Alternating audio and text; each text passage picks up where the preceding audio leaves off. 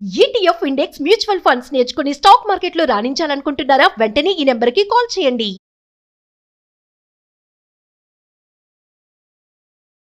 నమస్తే సార్ మురళీమోహన్ గారు. నమస్తే అండి. అటు రాజకీయ పరంగా చూసుకున్నా, సినిమా ఇండస్ట్రీ పరంగా చూసుకున్నా, బిజినెస్ పరంగా చూసుకున్నా మీరు లెజెండ్, నో డౌట్. సక్సెస్ కాలేనటువంటి ఒక ఫాదర్ని మీరు చూసి ఇవాళ అన్నిట్లోనూ సక్సెస్ అయినటువంటి సన్ మీరు. ఒక 100 రూపాయల జీతం, 15 పైసల వాటా, 150 రూపాయల జీతం, 50 పైసల వాటా. ఈ స్టోరీ ఎలా మొదలైంది సార్ అసలు?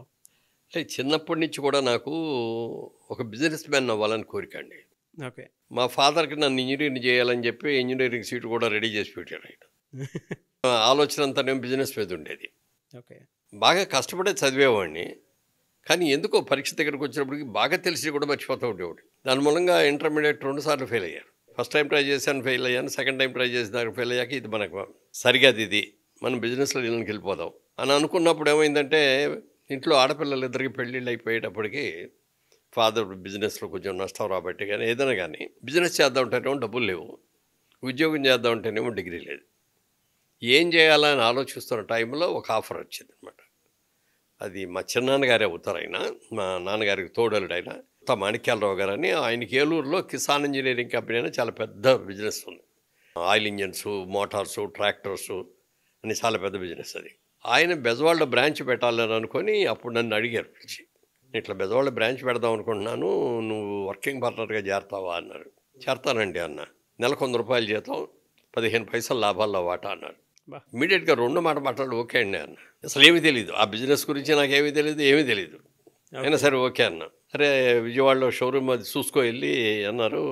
ఓ 10 రోజుల్లో 15 రోజులు ఎదిగితే ఎక్కడా దొరకపోతే, మెయిన్ రోడ్లో ఎక్కడ దొరికితే దొరకవు కదా, ఇక్కడ ఓ సందులో ఓ షాప్ తీసుకొని అక్కడ ఓపెన్ చేసాం. ఆ రోజుల్లో మాకు ఏంటంటే కిర్లోస్కర్ ఆయిల్ ఇంజన్స్ అనేవి బాగా ఫేమస్. మాకు ఆ కిర్లోస్కర్ ఏజెన్సీ ఉండేది. నెలకు 5 ఇంజన్లు పంపించేవారు అన్నమాట. ఓకే. 5 ఇంజన్ల మీద అమ్మేస్తే దాని మీద వచ్చే లాభంతో ఆఫీస్ ఎస్టాబ్లిష్మెంట్ అయిపోద్ది. కాబట్టి ఇంకా ఫర్దర్గా చేసే దాని మీద మనకి ప్రాఫిట్స్ లాస్ వస్తాయి. సరే మొట్టమొదటి ఫస్ట్ కోట 5 ఇంజన్లు వచ్చాయి. షోరూంలో కూర్చున్నాం. పొద్దు నుంచి సాయంత్రం దాకా కూర్చుంటే ఎవడో ఒక్క లోపలికి వచ్చేవాడు కాదు.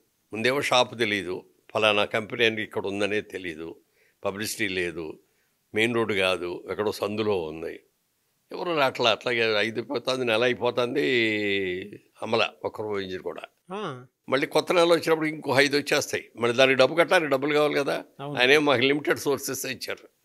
ఓకే. ఏం చేయాలి అనుకుంటున్నాము. సరే మనం ఏం చేద్దాం, అసలు మెల్లగా వస్తుందిలే అనుకున్నాం. జనరల్గా మేము ఏం చేసేవాళ్ళం, మార్నింగ్ 9 o'clockకి ఆఫీస్ ఓపెన్ చేసేవాళ్ళం. మా పార్ట్నర్ ఇంకో ఆయన ఉండేవారు, ఆయన వచ్చి ఓపెన్ చేసేవారు. నేను 10 భోజనం చేసి ఆఫీస్కి వచ్చేవాడిని. వచ్చేస్తే మళ్ళీ సార్ రాత్రి దాకా ఇక అక్కడే అనమాట. మధ్యలో కాఫీ, టిఫిన్ ఏదైనా బయటకు వెళ్ళి తినేసి ఇక్కడే ఉండేవాడు. జనరల్గా మాకు ఫ్రెండ్ ఒక ఆయన ఉన్నాడు, శ్రీనివాసరావు గారు అని, వాసు గారు అంటాం ఆయన్ని. ఆయనదేమో బుధవారం సెలవు, వాళ్ళకి హోటల్ బిజినెస్ అయింది. నాదేమో ఇంజనీరింగ్ బిజినెస్, సండే హాలిడే. మేమిద్దరం బాగా క్లోజ్ ఫ్రెండ్స్ అవటం మూలంగా ఎవ్రీ సాటర్డే మేమిద్దరం సినిమాకి వెళ్ళేవాళ్ళం ఫ్యామిలీస్తో. ఓకే. అలాగే ఆయనకు వెన్స్డే సినిమాగా హాలిడే కాబట్టి ఎవ్రీ ట్యూస్డే ఇద్దరం సినిమాకి వెళ్ళేవాళ్ళం. సాటర్డే వచ్చింది, సాటర్డే వాళ్ళు సినిమాకి వెళ్ళాలి. నేనున్న షాప్ దగ్గర నుంచి మా ఇల్లు దూరం, ప్లస్ సైకిల్ మీద వెళ్ళటం. ఆ రోజు చూశారు 7:30 అయింది, ఇంకెవరు రావట్లేదు. నెల రోజులకి ఎవడో రాలి, ఇంకెవడో వస్తాడులే, వాళ్ళు శనివారం కదా సినిమా చూడాలి, తొందరగా వెళ్ళిపోదాంలే అని అనుకుంటా ఉండగా మళ్ళీ ఎందుకో సబ్కాన్షియస్గా ఒప్పుకోలే. ఓకే. ఏదో మనం తప్పు చేస్తున్నాం, మనం 8 అయిన తర్వాత వెళ్దాంలే అనుకొని మళ్ళీ ఇది చేసాం. 7:30కి వరంగల్ దగ్గర నుంచి రైతులు వచ్చారండి. కిర్లోస్కర్ ఆయిల్ ఇంజన్స్ కావాలండి మా దగ్గర అని, మాకు కావాలని. ఉన్నాయండి మా దగ్గర రెడీగా ఉన్నాయండి, మాదే ఏజెన్సీ అండి అన్న. ఎన్ని కావాలన్నా, ఎన్ని కావాలంటే వాళ్ళు 10 దాకా కావాలన్నారు. ఇప్పుడు నా దగ్గర 5 ఉన్నాయండి, 5 ఇప్పుడు డెలివరీ ఇచ్చేస్తాను.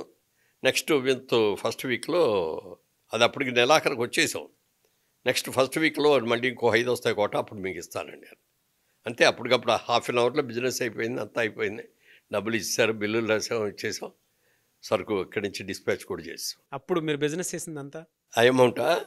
అప్పట్లో ఆయిల్ ఇంజన్స్ 2,000 ఉండేది ఒకటి. 5 అమ్మితే 10,000 అనమాట. ఓకే. ఇవాళ రోజు నథింగ్ 10,000 అంటే. ఆ రోజున అది పెద్ద అమౌంట్. అవును అవును. నాకు అప్పుడు అనిపించేది అనమాట, ఆ రోజున కనుక నేను వెళ్ళిపోయి ఉంటే ఈ బిజినెస్ నాకు రాకుండా ఎవరికో వెళ్ళిపోయి ఉండేది. తర్వాత Opportunity కనెక్టివిటీ వచ్చేది కూడా కాదు. ఇప్పుడు ఆ నెల బిల్లు బిజినెస్ అవడం కాబట్టి నెక్స్ట్ మంత్ బిజినెస్ కూడా డిమాండ్ వచ్చేసింది. అప్పుడు డెసిషన్ తీసుకున్నమాట. ఎప్పుడైనా సరే వాన వచ్చినా వరద వచ్చినా సరే 9ంటికి షాప్ తీయాలంటే తీయాల్సిందే, 8 వరకు ఉంటామంటే ఉండాల్సిందే, పని ఉన్నా లేకపోయినా. ఎవరన్నా వచ్చే కస్టమర్స్ ఇంకా అయితే 10, 11 కూడా అయ్యేది ఒక రోజు నైట్.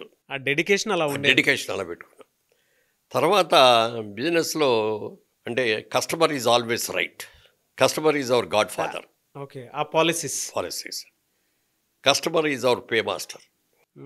ఎందుకంటే కస్టమర్ ఏదైనా చెప్తా అంటే అభిప్రాయం అది కాదండి ఇది కరెక్ట్ అండి నేను చెప్పకూడదు.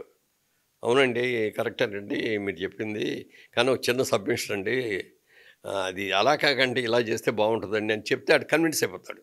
ఓకే, అలా కాకుండా మీకేం తెలుసు అండి అది కాదండి ఇది కరెక్ట్ నేను చెప్పేది అన్నాం అనుకోండి, సర్లే బాయ్ ఇట్లాంటి వాళ్ళు చాలామంది చూసామని వెళ్ళిపోతాడు.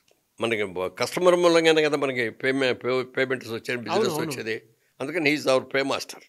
సో మీరు ఆ రెస్పెక్ట్ క్రియేట్ చేశారు. అది క్లియర్ అదే ఇది ముందే గుర్తించారు. ముందే గుర్తించి అది సిస్టమ్గా పెట్టుకున్నాను. టైంకి రావటం, టైంకి ఓపెన్ చేయటం, టైంకి క్లోజ్ చేయటం ఒకటి. Customer is always right, customer is our pay master, customer is our God. ఈ కంపల్సరిగా ఫాలో అయ్యానండి. సో ఇప్పుడున్న జనరేషన్ వాళ్ళు మాత్రం ఖచ్చితంగా నేర్చుకోవాల్సినటువంటి విషయం సార్ అదే. కస్టమర్స్ని ఎలా అనంటే డెఫినెట్గా వాళ్ళ పాయింట్ ఆఫ్ వ్యూ నుంచే ఆలోచించాలి అని నేర్చుకోవాల్సినటువంటి విషయం అయితే ఉంది ఈ రోజుకి కూడా. విజయవాడలో నేను బిజినెస్ చేసేటప్పుడు మా సరౌండింగ్ చుట్టూ షాపుల వాళ్ళందరూ కూడా వైశాస్ ఎక్కువ అండి. ఓకే, వైశాసు బిజినెస్కి పెట్టింది పేరు. మనం బోళ్ళని నేర్చుకోవాలండి వాళ్ళ దగ్గర, వైశాస్ దగ్గర నుంచి.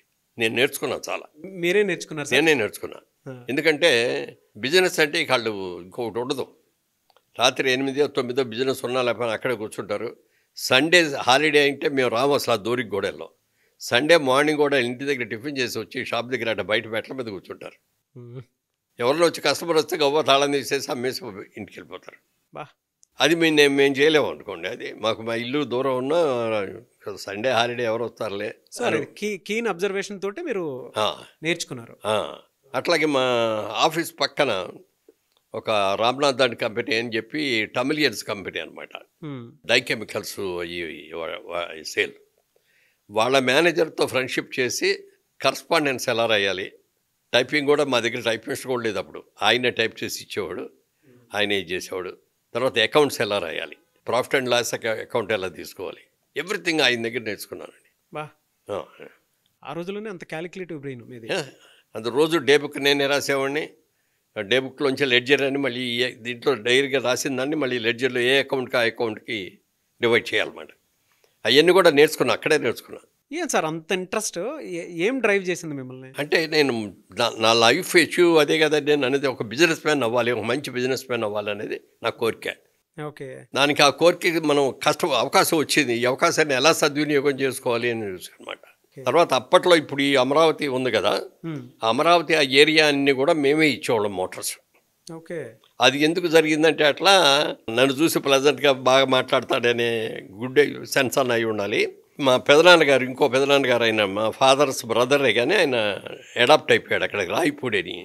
ఇప్పుడు అమరావతి దగ్గర రాయపూడి. వాళ్ళ పేరు రెఫర్ చేసేవాడిని.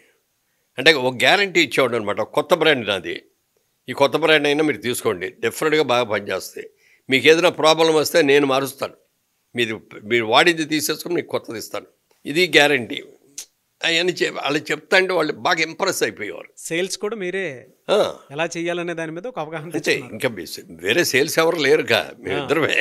ఓ ఆఫీస్ బాయ్, ఆ షాప్కి మేము ముగ్గురుమే, అకౌంటెంట్ నేనే, సేల్స్ నేనే.